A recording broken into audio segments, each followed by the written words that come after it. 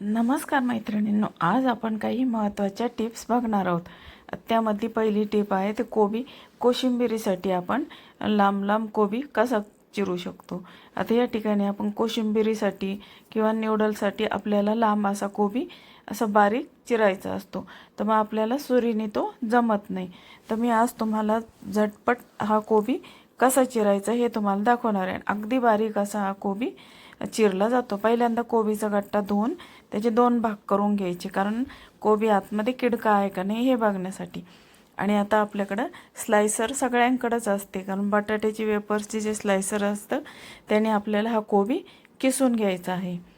तर बघा, अशा पद्धतीने या स्लायसरने आपण हा कोबी किसून घेऊया. अगदी झटपट असा आपला हा उभा आकारामध्ये कोबी चिरला जातो. तर बघा किती सुंदर पातळ असा हा कोबी आपला तयार झालेला आहे. अगदी 2 मिनिटाच्या आतमध्ये आपला हा कोबी आपला रेडी झालेला आहे. आपण त्यापासून कोशिंबीरही बनवू शकतो, किंवा आपल्याला न्यूडल्सवर टाकण्यासाठी हा कोबी लागतो, मंचुरियनसाठी असा बारीक कोबी लागतो. तर अगदी झटपट अगदी 2 मिनिटाच्या आतमध्ये हा कोबी आपला चिरून रेडी होतो.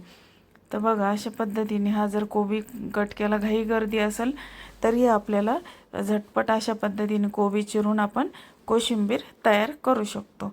तर बघा मैत्रिणींनो, अशा प्रकारे आपण अगदी झटपट हा कोबी असा लांब अगदी बारीक असा चिरू शकतो. आता माझी दुसरी टिप आहे कारले.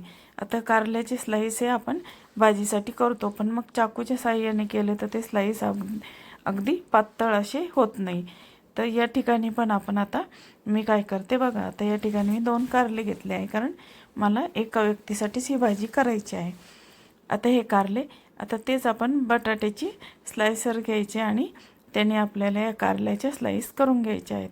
आता कारले कोवळे असले की त्याच्या पटकन स्लाईस होतात, पण कधी कधी त्यामध्ये बी असतं. मग चाकूच्या साहाय्याने ती बी आपण काढून घ्यायचं आणि अशा स्लाईस आपण करून घ्यायच्या आहेत.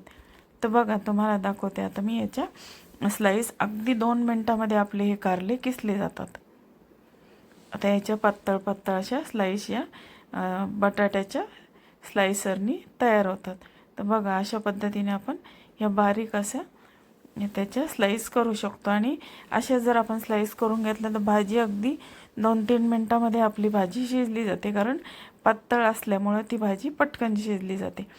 आता मी तुम्हाला दोन्ही पण किसून दाखवते. अगदी पातळ असे याचे आपल्या स्लाईस तयार होतात, आणि आपण भाजी, आणि आता किती घाई गर्दी असली तरी आपण ही पटकन करून त्याची भाजी आपण फोडणीला टाकू शकतो. अगदी 2 मिनिटामध्ये या किसणीने हे कारले किसले जातात आणि काहीही त्रास होत नाही. अगदी पटकन असं हे स्लायसरने आपले कारले किसले जातात. बघा, तर मग अशा पद्धतीने आपण घाई गर्दी असेल तर अशा वेळेससुद्धा आपण पटकन कारल्याची भाजी तयार करू शकतो. आणि चाकूच्या साहाय्याने आपण किती बारीक केले तरी त्याचे स्लाईस आपले बारीक होत नाही. त्यामुळे हे जर स्लायसरने आपण त्याचे स्लाईस केले तर ते अगदी बारीक असे होतात. आता माझी तिसरी टिप आहे. टिप बघा, आपण आता शॅम्पू वापरतो, तर आपण काय करतो, ऑनलाईन आपल्याला ऑफर्समध्ये 1 get 1 असे ऑफर्समध्ये आपल्याला शॅम्पूचे बाटल्या मिळतात. तर मग आपण ते घेऊन टाकतो. पण मग कधी कधी काय होतं की हा शॅम्पू एकच बाटली वापरली जाते आणि दुसऱ्या बाटली वापरेपर्यंत त्याची एक्सपायरी डेट संपून जाते. मग अशा वेळेस आपण बरेच जण तो शॅम्पूची बाटली फेकून देतात. पण मग तसं न करता आता एक्सपायरी झालेल्या शॅम्पूचाही आपण यूज कशा पद्धतीने करू शकतो ते बघा. आता ही या बाटली माझी एक्सपायर झालेली शॅम्पू आहे, आणि आता तुम्हाला दाखवते ते शॅम्पू. आता आपण किचन ओटा साफ करायचा मी कपडा घेतलेला आहे. आता याच्यावर आपण शॅम्पू एवढा टाकून घेतला. हा थोडा जास्त टाकला गेला, कमी प्रमाणामध्ये थोडा टाकला तरीही चालतो. तर बघा, आता शॅम्पू टाकून घ्यायचा आणि त्याच्यावर थोडंसं पाणी टाकून आपण गॅस शेगडी मी तुम्हाला पुसून दाखवते. अगदी एकदम नवीन आणल्यासारखी गॅस शेगडी चमकायला लागते ह्या शॅम्पूमुळं. तर बघा, अशा पद्धतीने आपण हे फक्त त्याच्यावर थोडंसं पाणी टाकून आपण याला घासणीचीही गरज पडत नाही, आणि सर्व तेलकट डाग, जळालेले डाग या शॅम्पूमुळं पटकन निघून जातात. तर बघा, अशा पद्धतीने मी तुम्हाला आता हे क्लीन करून दाखवते. अगदी 1 सेकंदामध्ये आपली गॅस शेगडी स्वच्छ होते. तर बघा अशा पद्धतीने आपण आता मी ते पुसून घेतलं आहे आणि दुसरा ओला कपडा घेऊन मी तो क्लीन करून घेत आहे. तर बघा अगदी स्वच्छ अशी ही गॅसची शेगडी आपली निघालेली आहे. शॅम्पूच्या साह्याने जर आपण ही शेगडी पुसली तर त्याला नवीन अशी शाईन येते गॅस शेगडीला.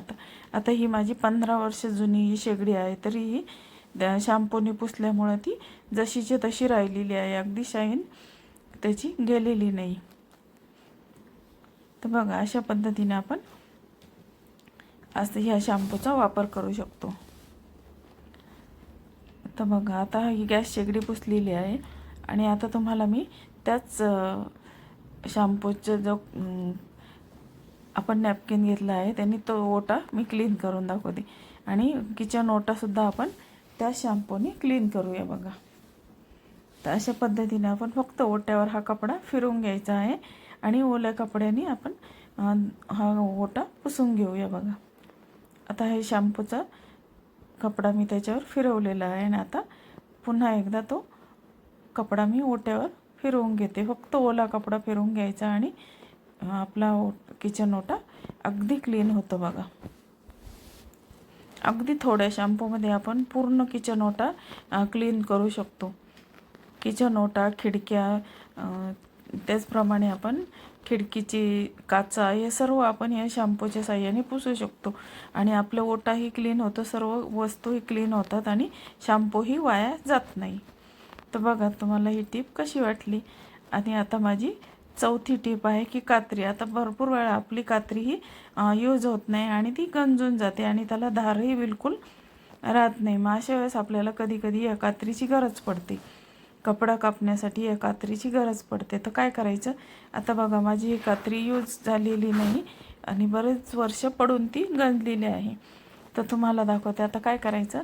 आणि आपल्या आपण जे कॉक वापरतो त्या कॉकला पुढं जाळी बसवलेली असते, त्या जाळीमध्ये सुद्धा भरपूर असे क्षार साठलेले असतात. तर काय करायचं, आता एक मी मग्गा घेतला आहे, त्या मग्ग्यामध्ये ती जाळी टाकून घेतलेली आहे आणि आता त्याच मग्ग्यामध्ये आपण ती कात्री पण टाकून घेणार आहोत. आता या मग्ग्यामध्ये काय करायचं, मी व्हिनेगर टाकून घेतलं आहे. आता या आपण जी जाळी टाकली आहे त्याच्यावर व्हिनेगर टाकून घ्यायचं आणि त्या व्हिनेगरमध्ये मी कात्री पण टाकणार आहे आणि ती जाळी पण त्याच्यामध्ये मी भिजत ठेवणार आहे. तर बघा अशा पद्धतीने मी कात्री, जेवढे कात्री आपल्याला धार लावायची तिथपर्यंत मी ते व्हिनेगरमध्ये बुडवलेली आहे.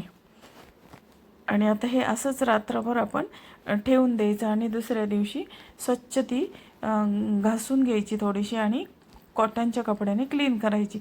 आपली कात्री स्वच्छही होते आणि त्या कात्रीला धारही लागली जाते आणि त्या कात्रीचा आपल्याला वापरही करता येतो आणि लवकर त्याला गंजही चढत नाही. तर बघा मैत्रिणींना, आता माझी 5वी आणि महत्त्वाची टीप आहे की आपल्याकडे मिक्सर असतं आणि त्या मिक्सरचे भांड्याचे जे पातं असतात. आता हे मिक्सरचं भांडं मी तुम्हाला दाखवते. आता हे मिक्सर माझं 15 वर्ष झाले या मिक्सरला आणि याचं आतमध्ये जे पातं असतं ते पातं अजूनही माझं तेच चालू आहे.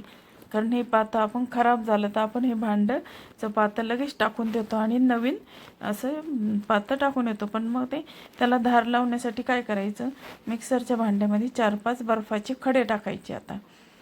आता याला धार लागण्यासाठी. तर अशा पद्धतीने जर आपण धार लावली तर हे पातं वर्षानुवर्ष आपलं चालतं, त्याची धार बिलकुलही जात नाही. आता यामध्ये मी 4-5 खडे टाकलेले आहे आणि यामध्ये 1 चमचा भरून काळं मीठ असतं ते टाकायचं आहे. 4-5 बर्फाचे खडे आणि काळं मीठ आपण या भांड्यामध्ये टाकून घेऊया. आणि आता हे मिक्सरला लावून मी 5-6 वेळा गरके दिलेले आहेत. बर्फ वितळेपर्यंत आपण हे गरके मिक्सरला फिरवून घ्यायचं आहे आणि नंतर धुवून टाकायचं. तर बघा अशा पद्धतीने ते भांड्याच्या पात्याला धारही लागते आणि भांडं आतून अगदी चकचकीत नव्यासारखं भांडं तयार होतं आणि आपल्याला ते ब्लेड बदलावं लागत नाही. तुम्ही हे नक्की करून बघा. वर्षानुवर्ष तुमचं हे पातं जसेची तसं धारदार राहतं आणि आपलं त्यामध्ये मसाले बारीक होतात. तर बघा मैत्रिणींनो, तुम्हाला माझ्या टिप्स कशा वाटल्या, आवडल्या तर लाईक, शेअर, सबस्क्राईब करा. धन्यवाद.